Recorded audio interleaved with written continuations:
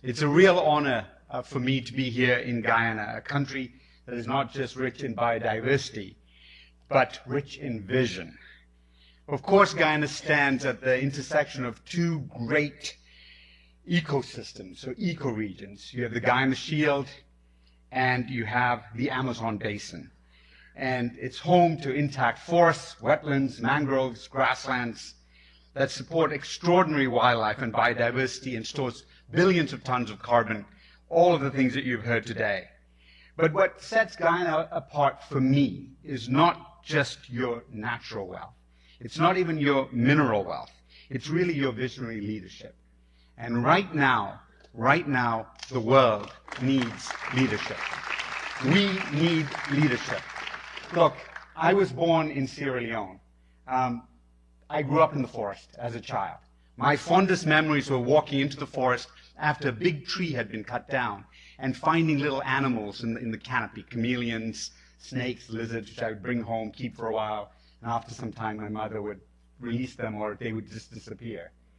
For me, I was prompted by love. That's what I bring to the table. I love nature. I couldn't live without it. And my colleagues, many of whom I know here today, Christophe from Frankfurt Zoological, Enrique from Andes Amazon, or Roberto, who I haven't seen for a long time from WWF, I know for a fact we are motivated by love. That is what brought us to the table. And I suspect for many of you heads of state, there's a similar feeling as well. But I'm here to tell you that love alone is not enough. You know, at the same time that I was collecting those animals, my father actually worked for the forest company that logged those trees. It's called Forest Industries Corporation. And he didn't do it because he liked logging trees. He was an accountant. He did it because he thought it was going to benefit the country. He thought it was going to help put money in people's pockets in a very remote part of Africa. It really didn't end up doing that.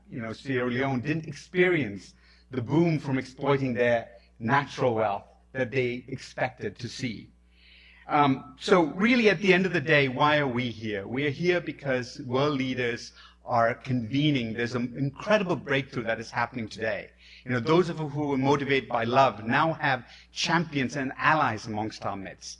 We have presidents and heads of state. We have distinguished leaders. We have philanthropists. And importantly, we have the corporate sector who is now interested in this thing that we've always believed is important to life on Earth, to all of our prosperities. And really, why is that? It's because nature, biodiversity, is the infrastructure of our planet. And that's why it deserves the investments that we need to make in it. Through the low-carbon development strategy of 2030 that Guyana has put forward, you have managed to find a way to make nature conservation and development go hand in hand and return the benefits to indigenous communities and local people, and to protect the heritage, the rich biological heritage that Guyana has. From here, as we move forward to the COP30, we need to make this part of the agenda. And it should be our mission to emphasize to the COP leadership that this needs to be part of the mission. Biodiversity must be at the table, and we need to think about how we finance biodiversity.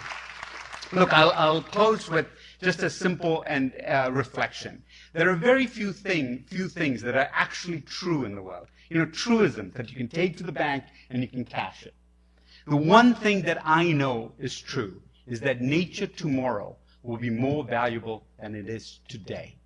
In 2 years, in 5 years, in 20 years, nature will be actually more valuable than today. I can't say that about anything. I can't even say that about oil and gas. In fact, if I knew that about oil and gas, I wouldn't be here. I'd be incredibly wealthy because I could make that bet. But we don't know that, but we know this about nature. And if it's going to be more valuable tomorrow than it is today, then it's an investable product.